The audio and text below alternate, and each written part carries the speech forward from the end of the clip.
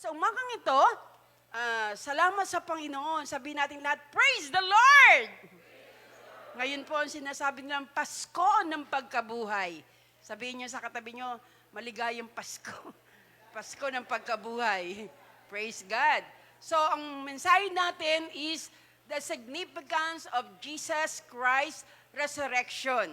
The significance of Jesus Christ's resurrection. Ang kahalagahan ng pagkabuhay na muli ng ating Panginoong Jesus. Alam nyo, makinig kayo, dahil bilang Kristiyano, napakahalaga sa atin ng pagkabuhay na muli ng ating Panginoong Hesukristo. Kaya nga salamat sa Diyos.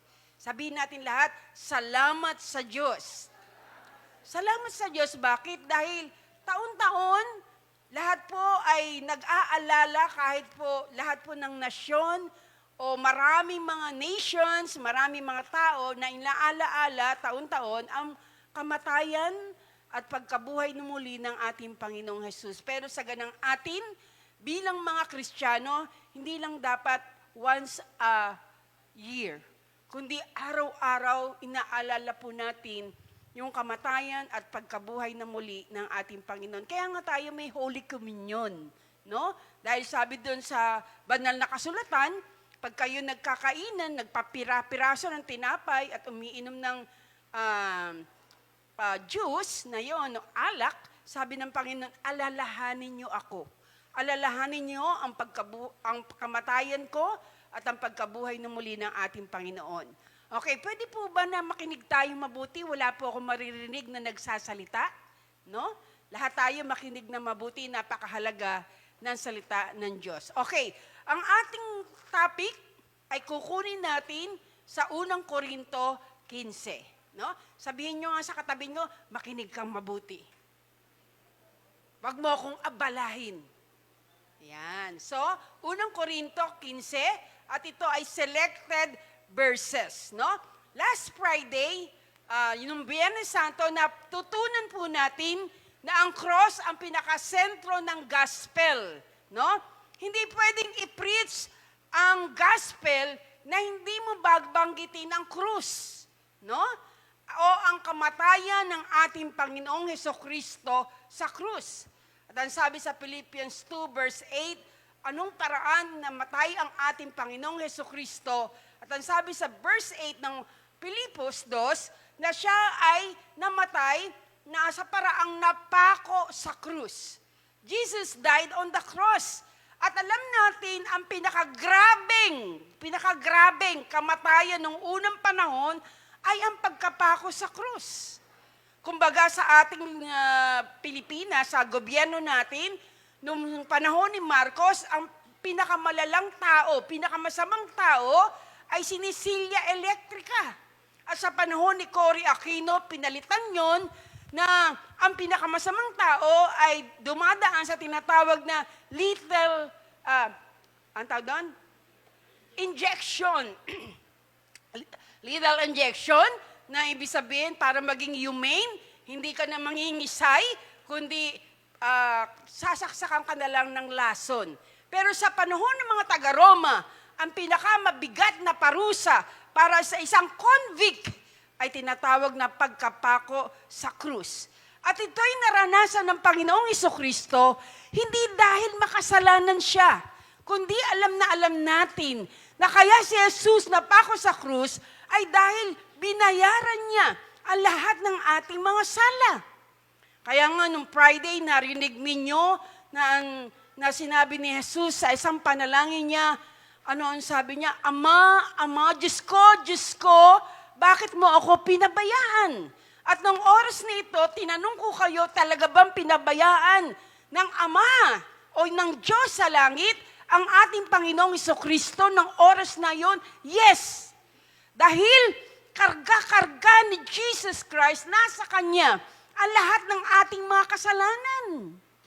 Lahat ng ating ginagawang kasalanan, ay dinala ng Panginoong Hesukristo sa krus para magkaroon tayo ng kapatawaran. Kaya ng oras na yun, tinalikod ng Ama ang kanyang mukha kay Jesus. At talagang iniwan siya temporarily. At pinili ni Jesus na tayo ay magkaroon ng kabayaran sa ating mga kasalanan.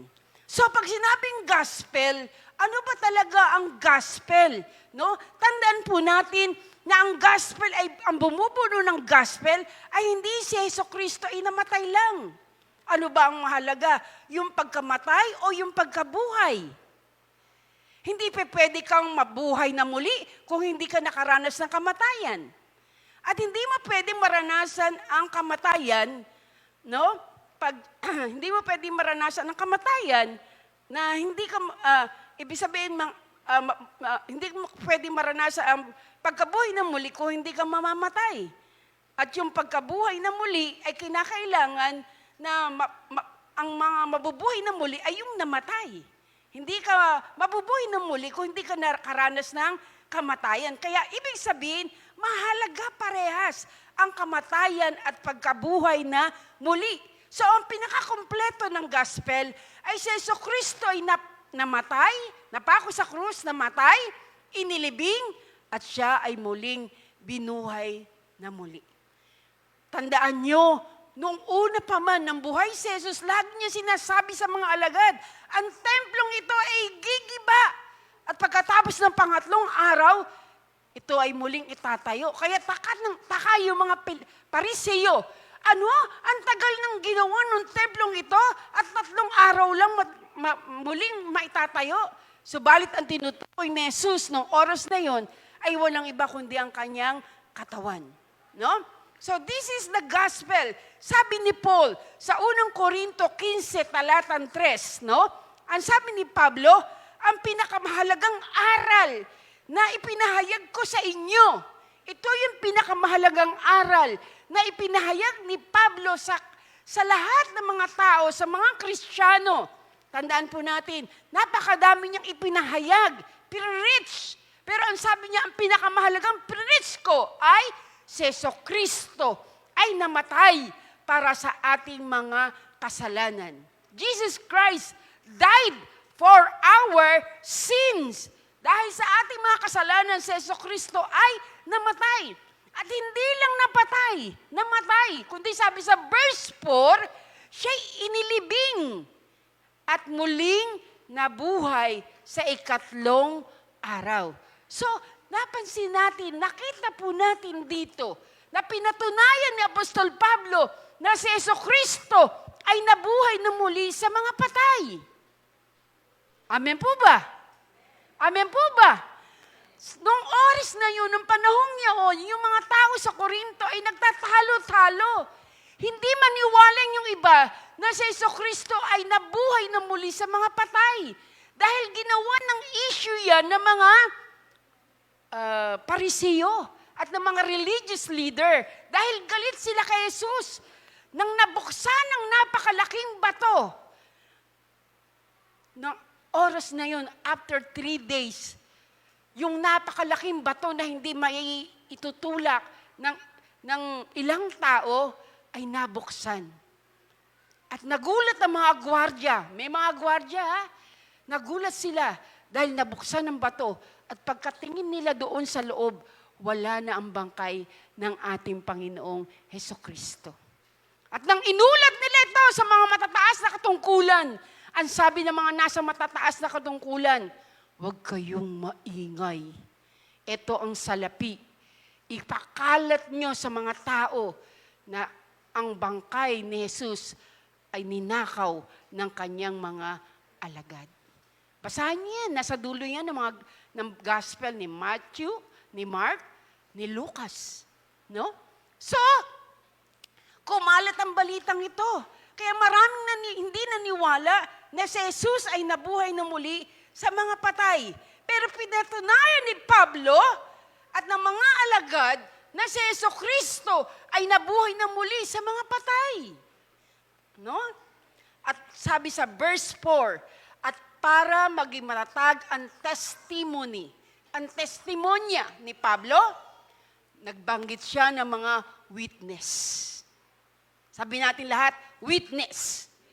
Sa korte, para paniwalaan ka, para maisakdal yung tao, no? Kinakailangan mayroong 2 hanggang 3 witness. Pero tingnan po natin, hindi lang 2 o 3 witness ang tinestify o ang sinabi ni Pablo para maniwala ang mga tao. No? Okay, verse 5. Unang Korinto 15, talatan 5. Sige, pakibasa. 1, 2, 3. At siya'y nagpakita kay Cephas at pagkatapos ay sa 12. Okay, bilangin natin. Ano yung witness o sino yung witness na sinasabi ni Pablo para maging matibay at matatag ang kanyang testimony na si Jesus ay nabuhay sa mga patay? Ano yung binanggit niya sa verse 5? Nagpakita si Jesus kay Cephas. Sino yung Cephas? Si Pedro. At sa kanino pa? At sa 12 alagad. Bakit 12? Di ba nagpakamatay na si Judas? Dahil alam natin na pinalitan agad si Judas. No? Okay. So, at saka sa 12 alagad. Kaya sabi sa verse 6, pagkatapos nito, talatang 6, pagkatapos ay nagpakita siya sa mahigit. Basahin natin. Sa mahigit ano? Mahigit, 1, 2, 3, na 500 kapatid. Okay. So, ilan na ang nakakita at nakasaksi na si Jesus ay nabuhay na muli sa mga patay? 500 plus 12, 512. Plus si Peter, 513. Hello? Tama po ba? At ang sabi diyan, marami sa kanila buhay pa hanggang ngayon.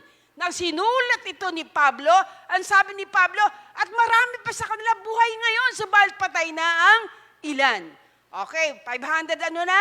13. Verse 7, at nagpakita rin siya kay Santiago, kay James, no?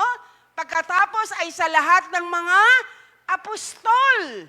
At verse 8, kahuli-hulihan, sabi niya, nagpakita rin siya sa akin. Amen? So pinatunayan ni Pedro, napakamatalino ni Pablo, no? So hindi siya nagsasalita na walang ebidensya. Pinakita niya dito na ang maraming ebidensya ng mga tao, na 500 plus na tao na nakasaksi sa pagkabuhay na muli ng ating Panginoong Hesukristo. Kahit wala tayo nun, naniniwala tayo na si Jesus ay nabuhay na muli sa mga patay dahil naniwala tayo sa kanyang mga salita. Palakpakan natin ang ating Panginoon. Napakahina naman ang inyong palakpak. Praise the Lord! Hallelujah! Pangalawa, hindi lang si Pedro ang nag-preach, kundi hindi lang si Pablo ang nag-preach, kundi si Pedro din, no?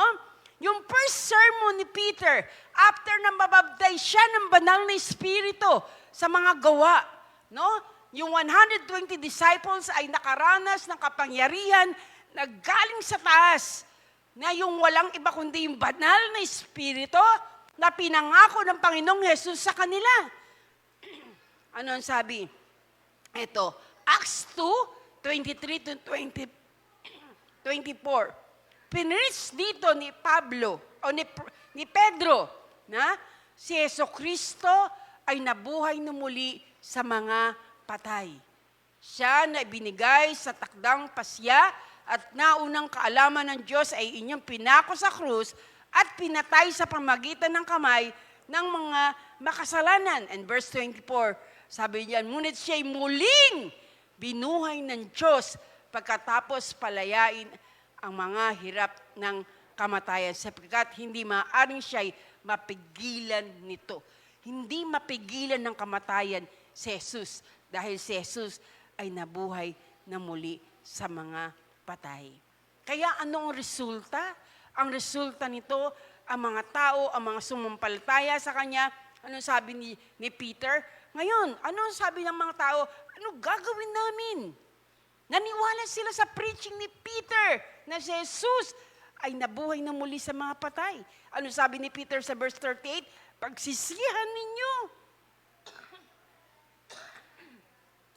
Pagsisihan ninyo, talikuran ninyo ang inyong kasalanan. Sabi ni Peter. So that is the gospel. Sampalatayanan mo upang magkaroon ka ng kapatawaran sa iyong kasalanan, upang maging sub-Diyos ka, maging anak ng Diyos, kinakailangan sampalatayanan mo na si Jesucristo ay namatay at nabuhay na muli para sa iyong mga kasalanan. Naniniwala ba tayong lahat na si Jesucristo ay namatay at nabuhay na muli at binayaran niya ang lahat ng ating mga kasalanan? Magsabi po kayo ng amen yung naniniwala. Amen. Bakit kung hindi ka sasampalataya, hindi ka maliligtas? At ito ang pinipreach ni Paul. Ito ang pinipreach ni Paul. Ito ang pinipreach ni Peter at ng mga alagad. At ito'y pinagtibay ng malakas na muling pagkabuhay na muli ni Jesus ay talagang totoo. At ito rin ang pinipreach ko. At ito rin ang pinipreach ng mga lingkod ng Diyos na si Jesucristo ay namatay, datapwat, nabuhay na muli sa mga patay. Maraming mga tao na may mga reliyon, na may mga founder sila na namatay, pero hindi sila nabuhay. Joseph Smith. Sino si Joseph Smith? Kilala niyo si Joseph Smith? Founder na.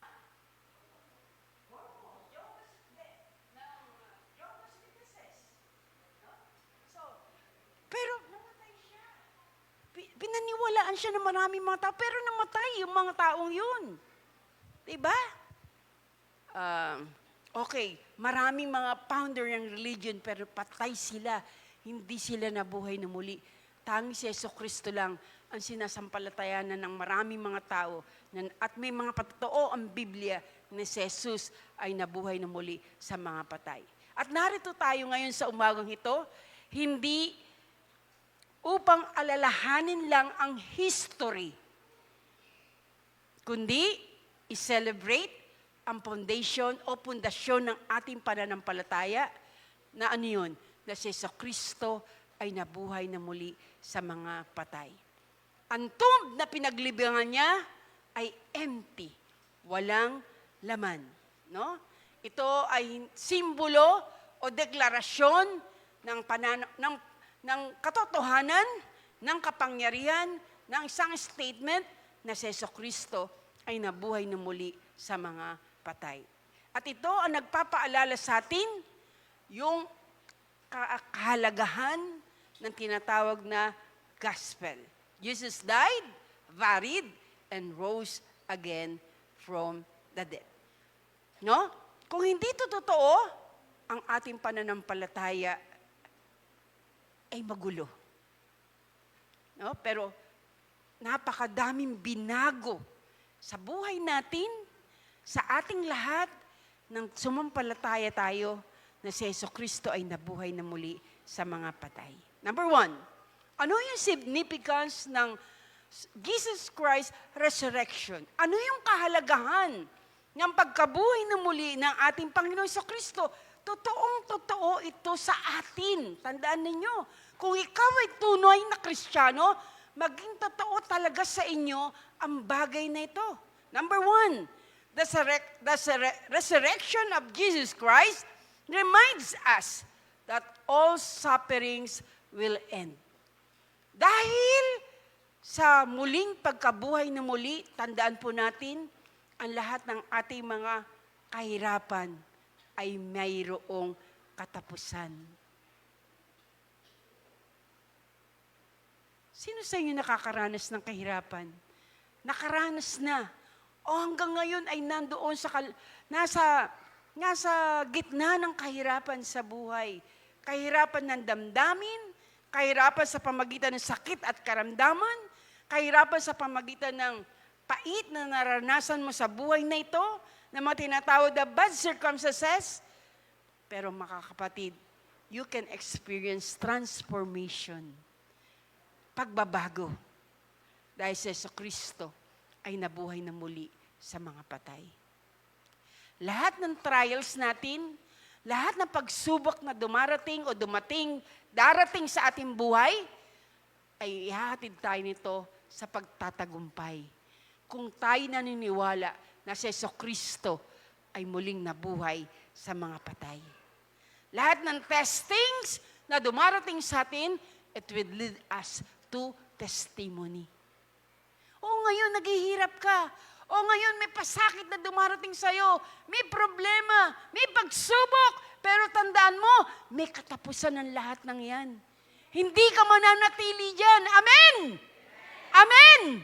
Bakit? Dahil si Jesus ay buhay. Amen! Amen! Praise the Lord!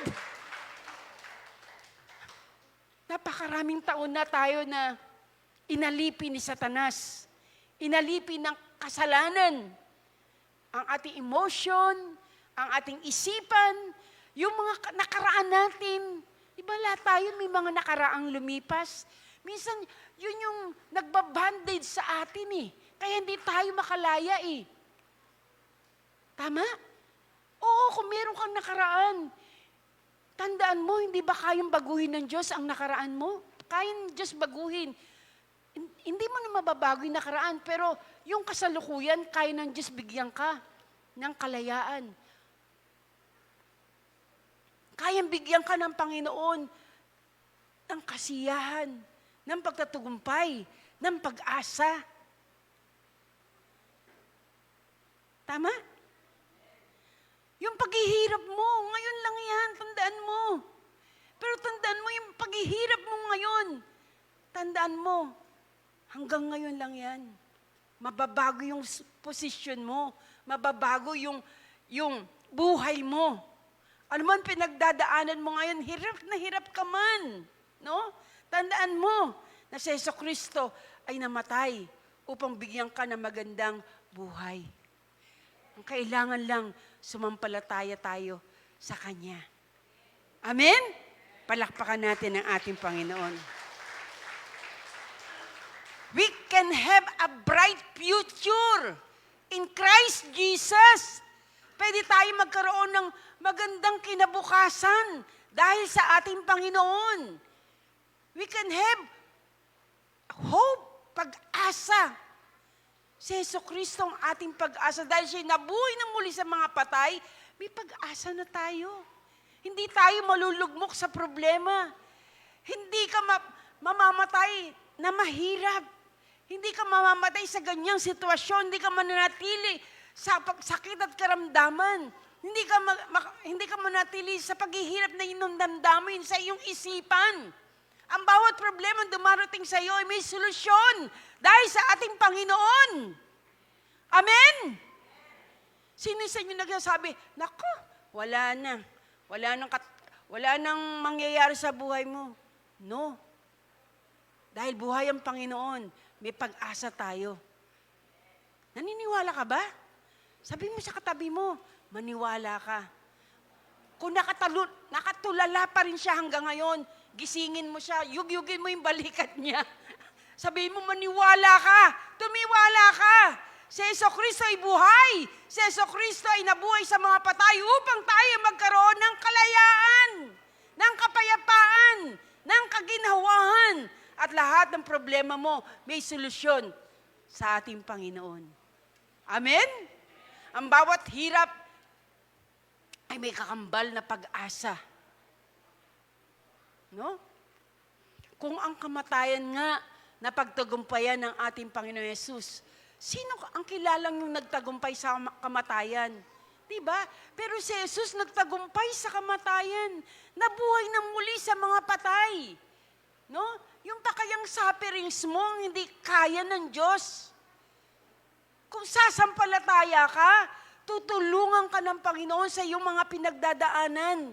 Ilagak mo lang kay Jesus ang lahat ng iyong kabalisahan at ang lahat ng iyong bigatin sa buhay. Anong sabi sa unang Pedro?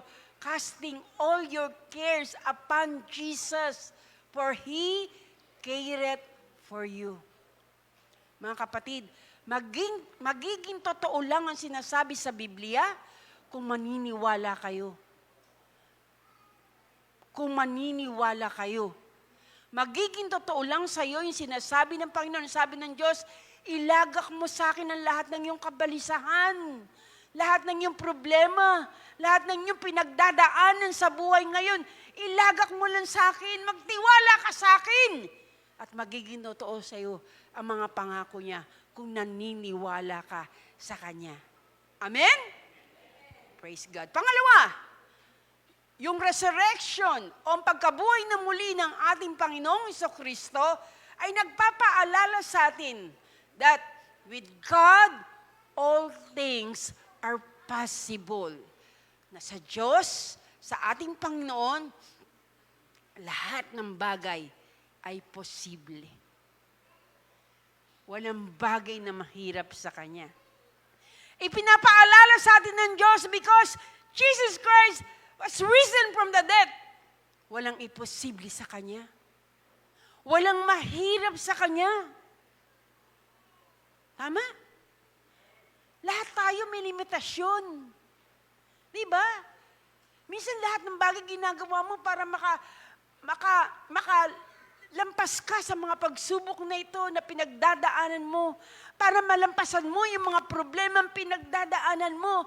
Pero may limitasyon tayo. Minsan di na natin kaya. Pero ang Diyos na pinaglilingkuran natin, wala siyang limitasyon. Lahat ng bagay kaya niyang gawin. Walang bagay na mahirap sa Kanya. Di ba sabi nga sa kinanta natin kanina, He is the Alpha and the Omega. He is the beginning and the end. Siya ang pasimula at ang wakas. Mga kapatid, makinig tayo. Hindi ka dapat maapektuhan ng mga bagay na nangyayari sa paligid mo. Ano mang hirap ng dinadala mo ngayon. Magtiwala ka sa Panginoon. Kung sa tingin mo ngayon, nawawalan ka na ng lakas ng loob. Kung sa tingin mo ngayon, gusto mo nang mag-quit. Gusto mo nang ihagis yung tuwalya. Gusto mong itaas yung puti mong panyo. Gusto mo na sumuko. Ang kamatayan ni Jesucristo sa krus at ang pagkabuhay na muli ay nagpapaalala sa atin, the best is yet to come. Paparating pa lang yung pinakamabuting bagay sa buhay mo. Kung magtitiwala ka sa ating Panginoong Jesucristo. Dahil ang lahat ng bagay ay hindi mahirap sa Kanya at walang imposible sa ating Diyos na pinaglilingkuran at sinasampalatayanan. Palakpakan natin ang ating Panginoon.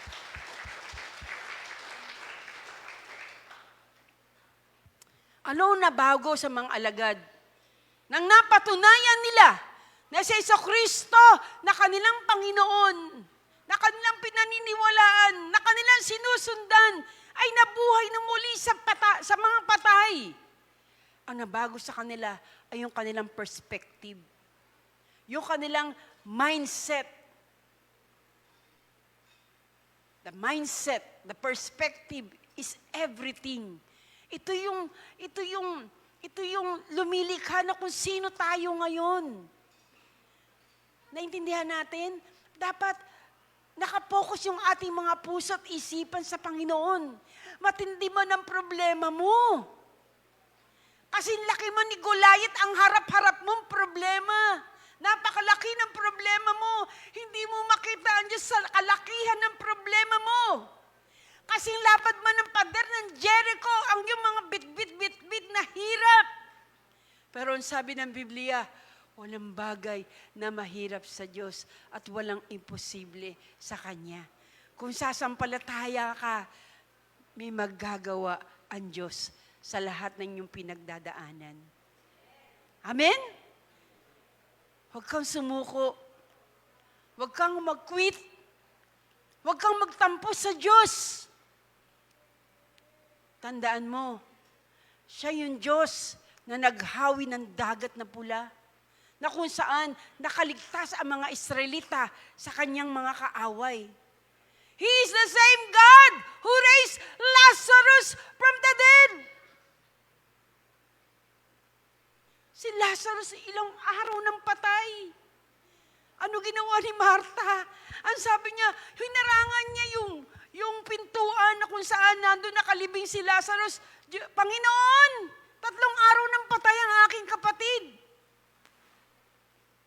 Nangangamoy na siya marahil. Dahil wala pang imbalsamo nun. Hinarangan niya ang Panginoon doon sa pintuan. ng libingan ni Lazarus. Pero ano sabi ng Panginoong Yesus sa kanya? Marta, Marta, di ba't sinasabi ko, kung sasampalataya ka, makikita mo ang kalwatian ng Diyos. Kapatid, sinasabi ko sa inyo, gaano man kalaki ang problema ng pinagdadaanan, ang sabi ng Panginoon, kung sasampalataya ka, makikita mo kung gaano ko kalakas, kung gaano ko makapangyarihan, kung gaano na walang bagay na mahirap at imposible sa akin. Totoo yan, dahil si Jesucristo ang nagsabi na He can do everything. Nabuhay siya na muli sa mga patay, kaya niyang gawin ang lahat ng bagay para sa iyong buhay. Amen? Hallelujah! Palakpakan natin ang ating Panginoon! Ano ang sabi ng Panginoon Jesucristo? Yung patay. Ano sabi niya? Lazarus, come out! Lazarus! Bumangon ka. At ano nangyari? Lumabas sa kuweba si Lazaro na nakabalot ng tela. At nakita ng mga tao kung gaano makapangyarihan ang ating Panginoong Jesucristo. Gusto nyo bang makita kung gaano makapangyarihan ng Diyos? Sa buhay nyo, sumampalataya ka sa Kanya. Sa buhay ko, napakaraming pagkakataon na napatunayan ko na buhay si Jesucristo. Sa buhay ko, napakaraming pagkakataon na nakita ko na makapangyarihan siya sa lahat. At walang bagay na mahirap sa Kanya. Walang imposible sa Kanya. Si Pablo, sasabihin nyo, paano na kami maniniwala? Si Pablo, si Pedro, mga alagad, patay na sila. Ako nagpapatotoo sa inyo. At buhay ako. At hindi lang ako, kundi lahat ng narito na nakaranas ng kabutihan ng Diyos. Papatunayan ko sa inyo na buhay talaga si Jesucristo. Dahil nang tinawagan ko siya, ang madaling saklolo ay nagmula sa Kanya. Iniligtas niya ako sa lahat ng mga pinagdadaanan ko, sa mga problema ko, sa mga pagsubok ko, sa mga sakit at karamdaman ko. Ito'y malaking patotoo na si Jesucristo ay buhay. Amen. Palakpakan natin siya. Marahil sa inyo, naranasan nyo rin yan. He's the God who holds the universe. Di ba kayo nagtataka? Sa biyaya ng Diyos, bakit hanggang ngayon, tayo nabubuhay pa sa mundong ito? Nakakahinga pa. No? Bakit? Dahil hinahawakan ng Diyos ang mundong ito. Pero darating yung pagkakataon na ialis ng Diyos ang kamay sa mundong ito at mapapahamak ang mga taong hindi sa Kanya sumampalataya. Sabi ng Panginoon, langit at lupa'y lilipas. Mawawala itong mundong ito. Tandaan niyo yan. Mawawala ang mundong ito. Pero ang lahat na sumasampalataya sa Kanya at sa Kanyang mga salita, yun ang hindi mawawala ang salita ng Diyos. Heaven and earth will pass away, but my words will never pass away. He is the God of impossible. And my God can do everything. Your God can do everything. No? Because He is Almighty God. No? He is alive and He can do more.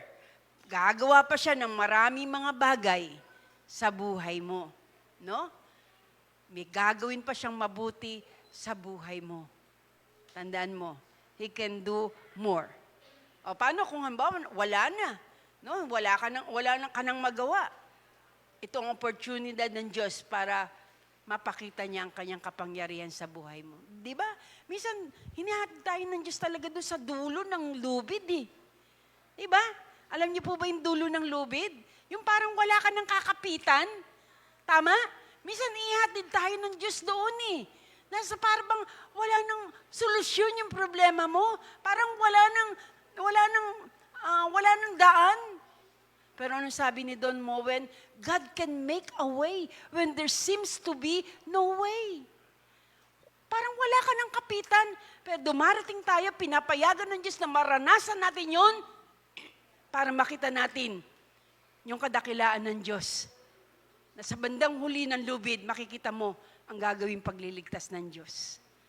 Gusto lang ng Diyos, maniwala ka sa akin. May mabuting bagay akong inalaan sa iyong buhay. Amen? Amen? Tandaan nyo, tayo ay anak ng Diyos. Dahil anak tayo ng Diyos, hindi niya tayo pababayaan. You are overcomer. You are chosen by God. No? You are approved by God. Hindi totoo, nakawawa ka. Ha? Huwag mo sasabihin yan, ha? Huwag mo isipin yan, nakawawa ka. Hindi ka kawawa. Ang anak ng Diyos ay hindi kawawa. Amen? Hindi ka kawawa. Hindi totoo na wala kang kwenta. You're not a failure. Why? Dahil may nagmamahal sa'yo. Yung Diyos na nabuhay na muli sa mga patay. Amen? May pag-asa ang buhay mo. Lumapit ka lang sa Panginoon at ipagkatiwala mo sa Diyos ang iyong buhay. Palakpakan natin ang ating Panginoon. Pangatlo, it reminds us that Jesus, pinapaalala lang sa atin ang muling pagkabuhay ni Jesucristo, ito ay pagtatagumpay ng ating Panginoon. This is the victory of Jesus. At hindi lang victory, pagkatagumpay ng Panginoon, kundi pagtatagumpay din ng bawat isa sa atin. Ang katagumpayan ni Jesus ay katagumpayan din natin. Ang sabi sa Bible, as He is, so are you in the world. Kung paano siya, gayon din tayo sa mundong ito. Kung siya'y nagtagumpay, tandaan mo, tayo rin ay overcomer, mapagtagumpay din. Sabi sa Galatians 2:20, totoo ito, no? Sabi sa Galatia 2:20 ni Pablo, I am crucified with Christ. Nevertheless, I live, yet not I, but Christ liveth in me. No? Sabi, I am crucified with Christ, na ibig sabihin, doon sa krus ng Kalbaryo, pinako si Kristo, pinako mo rin ang iyong dating ikaw. Yung kasalanan. Pinako mo rin yung sarili mo. Ibig sabihin, Lord, baguhin mo ko. Pinako mo yung shame, yung kahihiyan. Diba? May kahihiyan tayo, may pinagdaanan tayo, may past tayo. Pero yung shame, crucified mo rin kasama ni Kristo. Kung ano man nagawa mong kasalanan, at humingi ka ng tawad sa Panginoon, pinatawad ka na ng Diyos, kaya hindi ka kahiya-hiya. Amen? Yung fear, yung guilt, pinako mo na yan kasama sa krus ni Kristo. Yung worries, sicknesses and diseases, and even the curses, yung mga sumpa na iligay ng mga tao sa puso mo, sa buhay mo. Kasama rin na wala ng si Jesucristo ay napako sa krus. Jesus Christ overcome death, kamatayan, ang kanyang pinagtagumpayan. Kaya lahat ng mga bagay na narito sa lupa ay kaya rin naman natin pagtagumpayan. No? Si Jesus, hindi siya natakot na harapin ang kamatayan dahil alam niya, no? Ano ang sabi nga, ano nga yung shinare natin? Ano yun yung napag-aralan natin ng Friday? Hinubad niya ang pagka-Diyos. Pwede siyang matakot sa kamatayan eh. Dahil wala siya sa anyong Diyos, sabi sa Book of Ephesians. Hinubad niya ang kanyang pagka-Diyos. Pero sa biyaya ng Panginoon, hinanap niya ang kamatayan. Alam niya mamapako siya sa krus at mamamatay siya sa krus. Pero nagpakalakas siya sa Panginoon. No? Nanampalataya siya na mapagtatagumpayan niya yung mga pagsubok na ito. At kung mapagtagumpayan ng ating Panginoon, kaya mo rin mapagtagumpayan yung mga pagsubok na dumarating sa iyong buhay. No? Amen po ba? Amen po ba? Tandaan mo, hindi mo pagtatagumpayan dahil malakas ka, dahil may pera ka, dahil matalino ka, no? Hindi. Kaya natin mapagtatagumpayan dahil si Kristo ay nabuhay na muli sa mga patay. Dahil ang pagtatagumpay ay pinagkaloob niya sa atin. Yung pagtatagumpay na ito at yung tinatawag na blessedness, mapapalad, tayo victors, no? Ay hindi nakabase sa ating kondisyon. Kundi nakabase ito, hindi ito nakabase yung pagtatagumpay o yung blessedness na ito dahil maraming perang bulsa mo o maraming laman ang iyong bank account o yung ATM mo. Kundi ang pagtatagumpay na ito, ang pagiging victors natin ay nakabase sa posisyon natin. Dahil tayong lahat ay anak ng Diyos. If you are in Christ, you are blessed and you are victors. Lahat nga po ng mga anak ng Diyos na narito, na alam nyo na nagtagumpay, kayo ay mapagtagumpay dahil binigyan ng Diyos tayo ng pagtatagumpay. Dahil sa Jesucristo nagtagumpay sa kamatayan, tayo rin naman ay nagtagumpay. Magsabi ng praise the Lord! Confirmation ito na tayo ay may pagtatagumpay. Kaya nga, you can come out in your depression. Pwede ka makawala sa iyong depression. Pwede ka makawala sa anxiety, sa insecurity. Pwede ka makawala sa iyong poverty, sa sakit at karamdaman. Pwede ka makawala sa mga utang. Pwede ka makawala. Dahil ikaw yung mapagtagumpay. Amen? Na sinabi ng Panginoong Jesus kay Lazarus, Lazarus, lumabas ka! At nabuhay si Lazarus. Tayo rin naman. Ano man pinagdadaanan natin sa mga araw na ito, no? May pagtatagumpay ang bawat isa sa atin. Amen? No? Dahil si Jesucristo ay nagtagumpay sa lahat ng bagay nang siya ay nandito sa ibabaw ng lupa. Kagaya ng mga alagad, na pagtagumpayan nila yung mga pagsubok na dumating sa kanilang buhay, kagaya ni Shadrach, Meshach, Abednego, na pagtagumpayan nila yung kahirapan na dumating sa kanilang buhay, no? Ano ang sabi? They came out, they overcome the fire. Kahit sila nilagay sa hurnong nagniningas, nakalabas sila ng hurnong nagniningas. Dahil sila'y masunurin sa Diyos, no? Hindi sila sumamba doon sa Diyos-Diyosan na ginawa ng hari. No? Anong sabi? Ang parusa ay lahahagi sa apoy pag sila'y sumamba sa mga Diyos-Diyosan. Hindi sila sumamba kahit alam nilang may mabigat na parusa. No? Pero anong sabi? They overcame the fire. Inilabas sila doon sa hurnong nagniningas. Yung kanilang dabit ay hindi nasunog. Yung kanilang buhok ay hindi nasunog. Hindi nangamoy usok ang kanilang mga damit at ang kanilang katawan. Bakit?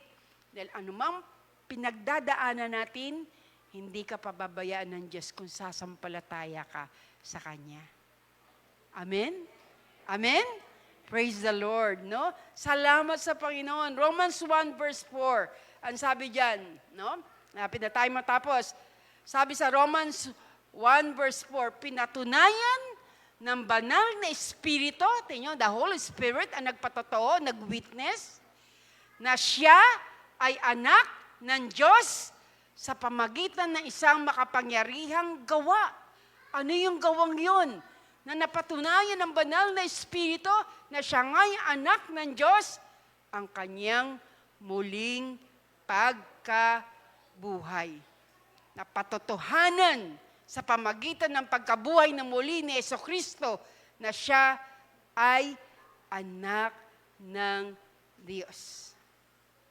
The resurrection is the seal of heaven that Jesus is not only teacher and a prophet. Sabi ng iba, si Jesucristo raw ay tao lang. Si Jesucristo daw ay isang mabuting guro lang. Si Jesucristo daw ay isang propeta lang. Si Jesucristo daw ay isang tao lang at hindi Mesaya. Mga kapatid, tingin kayo dito. Hanggang ngayon, ang mga Israelita, mga Hudyo, hinahanap pa rin nila yung kanilang Mesaya. Hindi sila naniniwala na si Jesus ang Mesaya. Kaya nga alam nyo, yung balitang pinakalat ng mga Parisiyo noon at mga religious leader ay nakaapekto sa maraming mga Hudyo. Dahil hati ang Hudyo ngayon. Hindi sila lahat ay naniniwala na si Jesucristo ay nabuhay na muli sa mga patay. Kaya nga si Pablo ay nag-preach ng unang Korinto 15 para patunayan niya sa mga Hudyo at sa mga taong nakaharap niya na hindi totoo na si Jesucristo ay hindi nabuhay sa mga patay. But there is resurrection. May nangyayaring pagkabuhay na muli. At ang sabi ni Pablo, kung hindi totoo na si Jesucristo ay nabuhay na muli sa mga patay, walang kabuluhan ang aming pangangaral. Walang kabuluhan ang aking pangangaral. At walang kabuluhan ang buhay natin. Amen? Pero salamat sa Diyos, hindi totoo na si Jesucristo ay hindi nabuhay na muli. Kundi si Jesucristo ay nabuhay na muli sa mga patay. Ito ang naging resibo, no? Resibo ng Diyos, no? Na sinasabi na si Jesucristo ang nagbayad ng lahat ng ating mga kasalanan. Ano sabi niya sa krus? Tetelestai. Naganap na, natapos na. Paid in full. Binayaran niya ang lahat ng ating mga kasalanan. At nang matapos na ni Jesus ang kanyang misyon, ano ang sabi niya huling wika? Diyos ko, sabi niya, Ama, nung oras na yun, na siya, bago malagutan ng hininga, sa oras na ito, pinagkakatiwala ko ang aking espiritu. At siya'y nalagutan ng hininga. Pero hindi siya nanatiling patay, kundi nabuhay na muli sa mga patay. Pang-apat, sa pamagitan ng pagkabuhay na muli ng ating Panginoon, it makes our faith worth holding. Kaya nga mapanghawakan natin ang ating pananampalataya. Mapanghawakan natin ang ating pananampalataya. Ang pagka-Kristiyano natin, yung Christianity natin ay hindi natayo, na-build sa tinatawag ng moral teachings or religious tradition. Hindi po doon. Ito ay na-build sa pamagitan ng Panginoong Jesucristo na nabuhay na muli sa mga patay. Christ lives. Si Jesucristo ay nabuhay na muli sa mga patay at hanggang sa mga araw ito, ay nabuhay na muli sa mga, siya'y buhay na buhay at hindi namamatay taon-taon. No? So, our faith is living. Ang ating pananampalataya ay buhay na buhay. Ang ating pag-asa ay tunay na buhay. Ang ating future ay may security. Tama po ba? Tama po? Kaya nga walang dahilan para malungkot tayo. Pero may dahilan para tayo magsaya. Dahil napakaraming ginawa ni Jesus na siya'y nabuhay na muli sa mga patay. No? Hindi tayo nakasandal sa walang anuman, kundi ang ating pananampalataya ay nakasandal doon sa pagkabuhay na muli ng ating Panginoong Jesucristo sa mga patay. Panglima, Jesus' resurrection assure us of our own resurrection. Dahil si Jesus ay nabuhay na muli sa mga patay, tayo rin naman ay mabubuhay na muli. Unang Korinto 15, talatang 20. But now is Christ risen from the dead and became the first fruit of them that sleep. Si Jesucristo ang unang pagkabuhay na muli at ang lahat ng sumasampalataya sa Kanya ay makakaranas ng pagkabuhay na muli. No? kung tayo'y mamatay man, mawala man dito, mamatay man tayo physically, maburol ka man, mailibing ka man, hindi walang halaga ang buhay mo. Hindi tayo kagaya ng mga aso at ng mga pusa o ng mga hayop na pagkamatay nila, hinahagis na lang kung saan-saan. At wala nang mangyayari sa kanila. Pero tayo pag namatay, tandaan nyo, namatay ka, pero pag ikaw ay na kay Kristo, mararanasan mo ang pagkabuhay na muli. Amen? 1 Thessalonians 4:13 to 18. Ano sabi dito? Yung Jesus coming. Ang sinasabi dito ay muling pagkabuhay na muli. Pagdating ng ating Panginoon Kristo at nagkaroon ng rapture, ano ang nangyayari? Sa rapture, ang mga namatay kay Kristo ay maunang buhayin ng ating Panginoon. At tayong buhay na nangatitira ay agawin kasama niya upang pumanik dun sa alapaap at salubungin ng ating Panginoon sa hangin upang kay Kristo magpakailan-kailan pa man. May pag-asa tayo.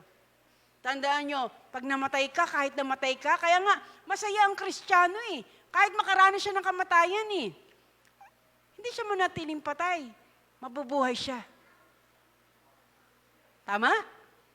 Tama? Diba? Maraming mga tao, lahat siguro tayo na natatakot sa kamatayan eh.